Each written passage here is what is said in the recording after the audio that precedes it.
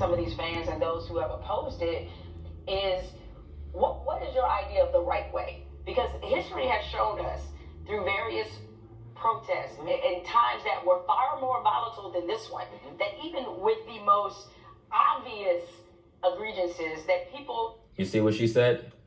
She said the most obvious egregiouses.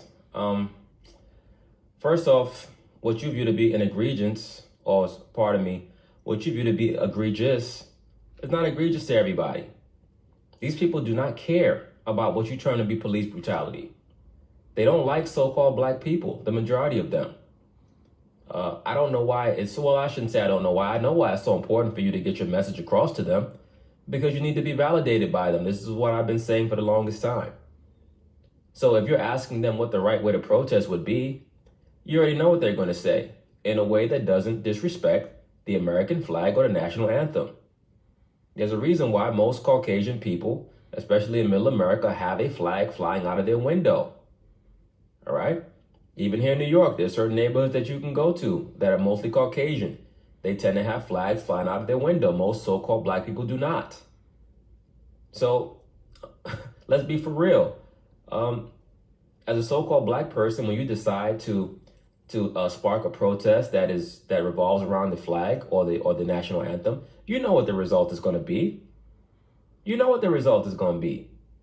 Just like a man or a woman who's with somebody who's their significant other, you know certain things that you can say to push their buttons. So once you do that, why are you trying to act flummoxed or confused as to why that person gets agitated? You already knew what you were doing.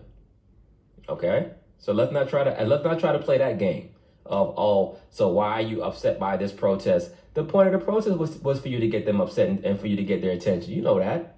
You're an agent of chaos yourself. People just are against any disruption or change or things that seem like a disruption to what is the way of life. History is the long and tragic story of the fact that privileged groups rarely give up their privileges voluntarily. And that always protest and progress is met with a swift hand of resistance. Exactly. And so that's why when people say, thanks to the Sports Illustrated cover, thanks to these All Lives Matter demonstrations of unity or All Protests Matter demonstrations of unity, that the message is getting lost, I'm like, when was it ever found? Because you got so many people. The message was never meant to be found, because your message was not anything that really could be quantified. The so-called message of Colin Kaepernick was that he was allegedly tired of police brutality. Really what Colin Kaepernick was saying is that he's tired of America. You're asking them to change something that is part of the fabric of America. The police treatment of the so-called black man is part of the prison industrial complex. The prison industrial complex is necessary for the continuance of the American economy.